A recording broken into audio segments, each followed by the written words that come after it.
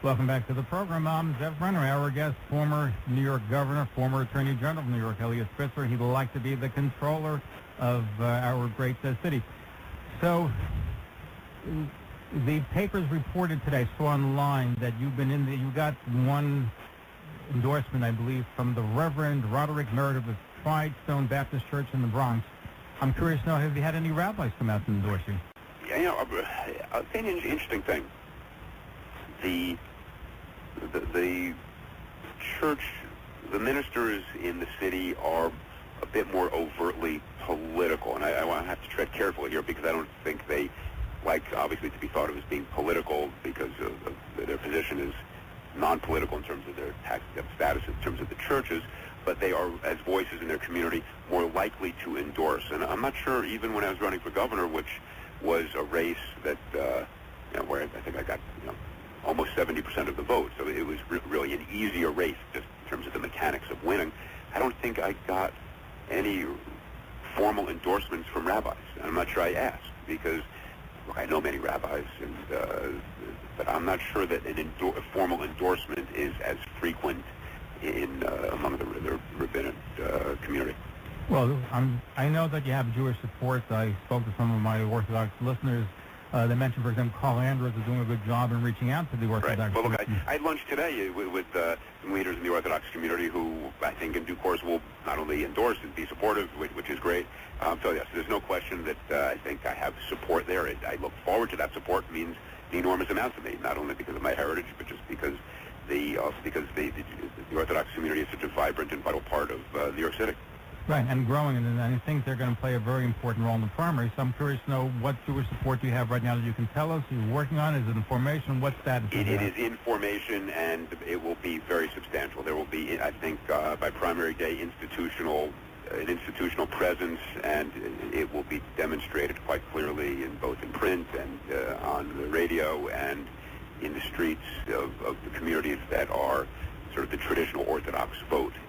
You can look back at my relationship with the Orthodox community when I was Attorney General and then Governor, and the issues that mattered to the Orthodox community. One in particular, the question of how we can properly use government funds to support the school system, the non-public schools that are so essential in the Orthodox community. And the yeshivas were the beneficiaries of some very good and hard work that Avishek, who was one of the senior lawyers in my Attorney General's office, working with David Zweifach and many others in the Orthodox community, kind of asked the question, what does the First Amendment permit? What are the boundary lines? And it's not an easy analytical question, but we came up with answers that permitted and authorized funding that then was effectuated both when I was AG and governor. So what can we do? Because not only affects the Orthodox community, Catholics, and anybody who sends their kids to parochial school, it's a hot-button issue in New York. And what can we do to provide relief to parents that are engaged in what's double taxation? They're paying taxes entitled to public school education, which is approximately $16,000 a year. And on top of that, paying tuition that equals that, in some cases more, double taxation. What can we do to help them? Well, what can be done is that there are funding streams that can go from government to the non-public schools, the yeshivas in particular, in the case of our community, that can provide money for things such as busing or mandated services that are required by the state. You can say if you are required to do A, B, and C, certain testing programs, for instance, certain particular pieces of the academic program, then you can provide government funding for those. Now, you can't provide government funding, cannot provide government funding for purely religious education, obviously, but if the boundary line is properly observed, there are ways to increase the government funding streams, and that is what we said in this report that was very widely respected and embraced. It was a careful parsing of First Amendment doctrine that came to the right answer from the perspective of yeshivas in terms of what could be done. Another hot-button issue also is misdeeds with oral suction and the right of circumcision, which has gotten, even though that's not really the control of bailiwicks, but I know every elected official is being asked about it, so I'm curious to get your position on that. Sure.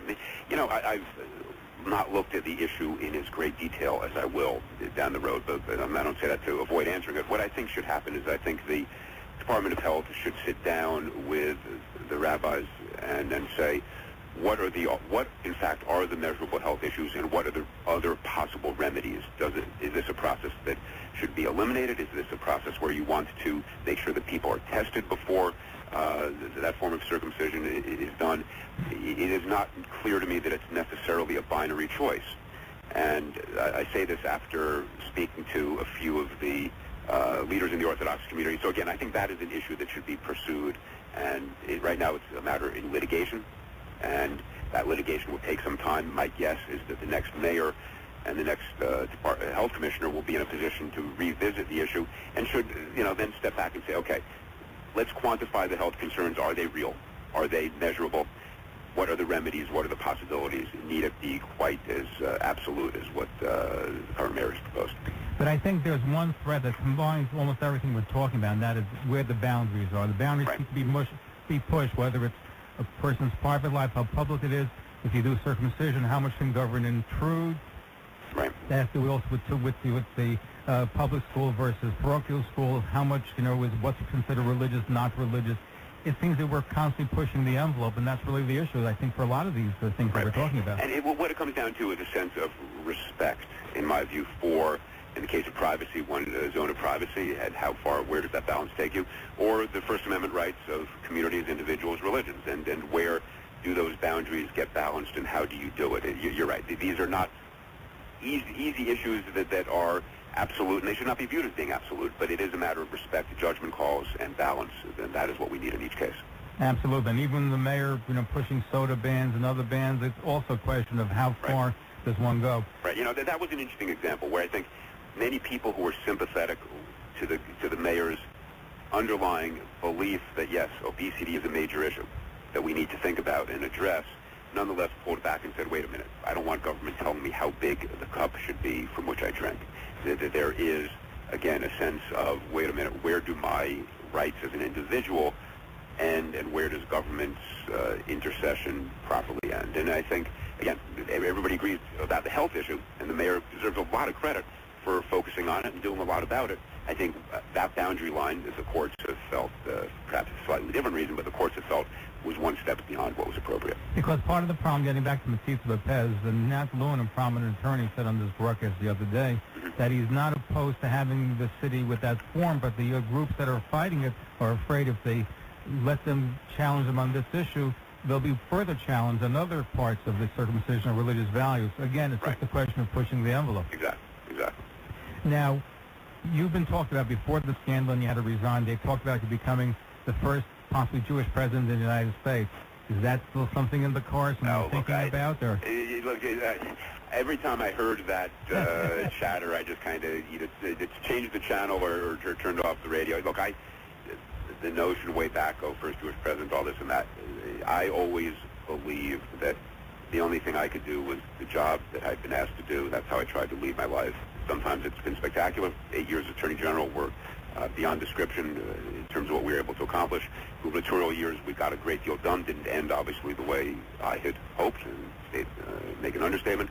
But I hope if I can win this election to serve as controller, that is the only thing I aspire to. But nothing in the back of your mind saying, I'd love to be the first Jewish president? No, what I'd love to be is the next very effective controller of the city of New York. I can't say the first Jewish controller. No, I think we've had a couple. I mean, I presume, I think Liz Holtzman, Harrison Golden. I hate to I'm presuming, but I'm sure there are others. But look, I just want to win this election, perform well, and show the public that if I'm fortunate enough to win, that the decision to elect me was a well-founded decision. Now, we only have a few moments left. You're one of the important constituents, as we spoke about, has been the Jewish community, including the subgroup, the Orthodox Jewish community. What are you doing to reach out to these groups?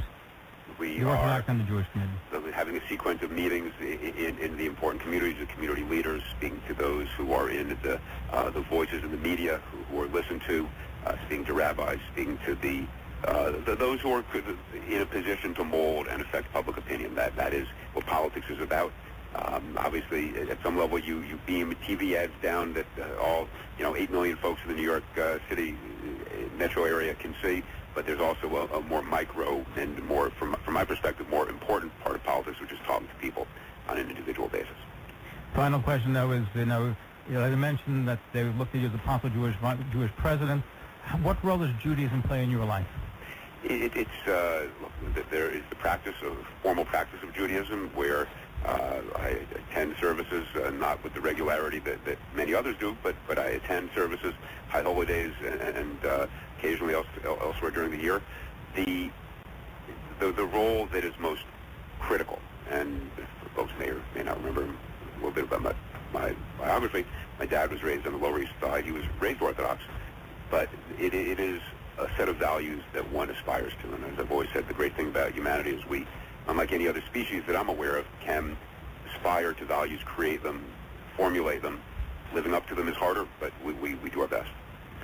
Eliot, we appreciate you being here. We look forward to having you back and spend more time taking phone calls and reaching out and having the community speak to you. We look forward to having you very, very soon. Look forward to that as well.